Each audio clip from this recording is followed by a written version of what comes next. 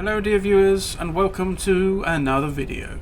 Today we'll be talking about the fine game Warhammer 40,000 Space Marine. Warhammer 40,000 Space Marine, or just Space Marine, is a third-person action hack-and-slash game released by Relic Entertainment and published by Sega. It was released on the 6th of September 2011. Another Warhammer game or something? Is this a new trend? I would say no, although there will most likely at least be one more Warhammer game featured soon on the channel.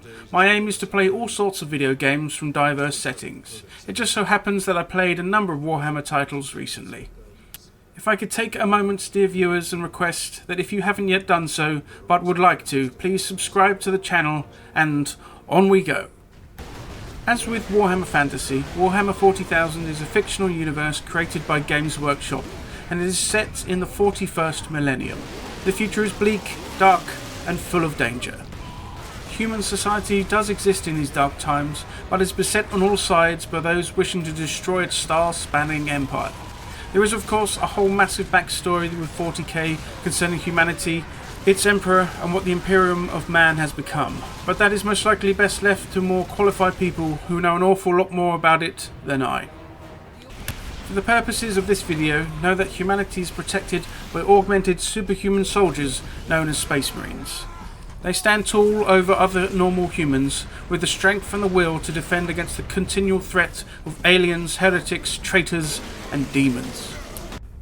Warhammer 40,000 Space Marine has a wonderful start menu where you can click on the campaign to start the campaign, go online should you wish to be online, click the options and the various options that are there, go into the credits screen and get stuck, but then click the back button, and lastly you can exit.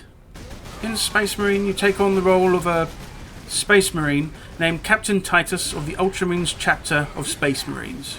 The Ultramarines perhaps could be seen as the generic Space Marine, embodying honour, pride and the strength of arms needed to overcome all threats to the Imperium.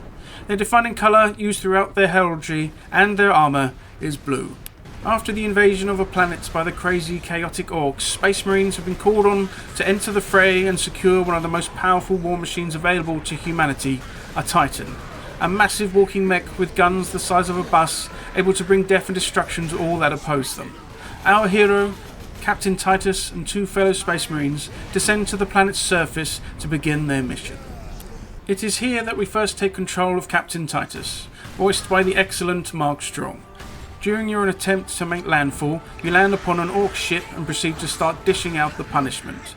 You are quickly introduced to the core gameplay elements, such as melee combat and the use of ranged weaponry. Can you use a keyboard, dear dwarf? You can use a mouse and keyboard to control Captain Titus, and I tried for a little while, but I would strongly recommend playing with a controller.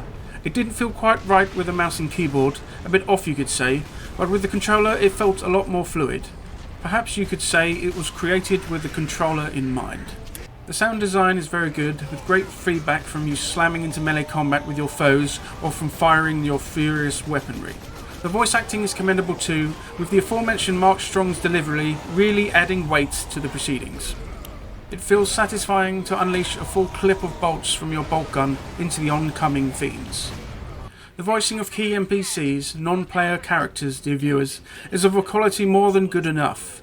The orcs throwing the word Space Marine at the end of everything they say is quite humorous, and they come across like you might expect from the lore of the game, all single-minded and constantly up for a fight. The ultimate antagonist is a more sinister in their inflection, which adds an extra evilry to proceedings. The story is quite straightforward, but does more than enough to at least keep you wondering what will happen next. In a hack-and-slash action-focused game, that is all you can ask for, really. There is a lot of lore that can be drawn upon, of course, and Relic does make use of it here, to me it seems. Graphically, for a decade-old game, this still looks wonderful. I think perhaps we have kind of reached a point in gaming where, as well as seemingly coming to the edge of where we can go with realism in graphics, we've also reached a point at which graphics are decent enough that they don't look obviously outdated and meagre. With Space Marine, I think this is definitely the case. Obviously, it isn't photorealistic in quality, but it has reached a certain bar above which the graphical fidelity doesn't really seem dated or seen as old and naff. Don't get me wrong though, dear viewer, I still love some chunky old polygons, but for me at least, I can say this game has a graphical level of which it will always seem capable and modern. The animations and movements of the characters are well done. It is certainly most satisfying to slam into baddies, smashing them into the ground, or sprinting towards an enemy before shoulder barging them off their feet. The melee combat feels smooth, and though sometimes the camera isn't exactly where I'd like it to be, this feels fluid and striking. The game is split up into numerous levels that Captain Titus must traverse in order to complete his mission. Each level is mostly linear in design, although there are several little secret spots containing extra ammo or a servo skull with some lore information. As the captain and his brother Marines make progress, they are beset by many foes. Firstly, the Space Marines must contend with the swarming hordes of the Orcs, with later stage taking on a more chaotic nature. A good captain begins equipped with bolter and chainsword, like any good Space Marine would, but before long gains access to more exotic and varied weaponry. There are different types of bolter, melter gun, which acts like a shotgun, powerful plasma guns, and even a massively powerful las cannon. The captain has 4 weapon slots, with 2 dedicated to pistol and bolter, with the other 2 allowed to swap to whichever takes your fancy. In terms of melee combat, you only have 1 weapon equipped at a time. There are 3 possible weapons at your disposal: the venerable chainsword, the powerful power axe, and the destructive force hammer. With the chainsaw and power axe, the captain can happily use other weaponry, but if you take the hammer, due to how unwieldy it can be, the player may only use a pistol or standard bolter. So you have the choice of foregoing special weaponry to cause sheer destruction in melee combat, or be more balanced, able to use different weapons while still feeling useful in melee.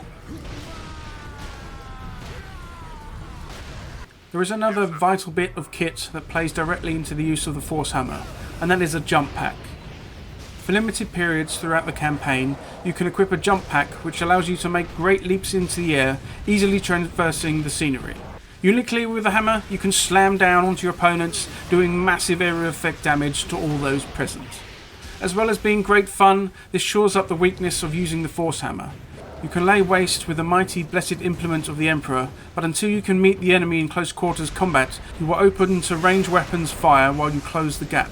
Obviously, with the flying jetpack, that is no problem at all. I played on normal difficulty, which felt the most fun to me. I could still die easily if I didn't watch what I was doing, but I was able to have some good fun, smashing aside or shooting to pieces the numerous enemies of the Emperor. The difficulty does ramp up over the course of the game, but I think it does so at an even pace without ever feeling like the proceedings just got a lot harder out of nowhere. Overall, the game plays very well, and I would compare it to any modern hack-and-slash third-person action game you might throw at me. What if you don't know anything about Warhammer? I would say the appeal of this game transcends the shackles of catering to the fans of the universe. Relic pays homage to the setting extremely well, which their previous work on the Dawn of War series shows, but at the same time, if you like hack-and-slash, action-orientated titles, then I can't see why you might not enjoy this. This is the key factor, I guess. They have a solid game here on which to build on with the setting aesthetic rather than purely pandering to the fan base, not being particularly bothered if the game was actually any good. So I would say yes, go check out this game, dear viewers. It is worth the money at full price, but it is often on sale so you can get it quite cheap.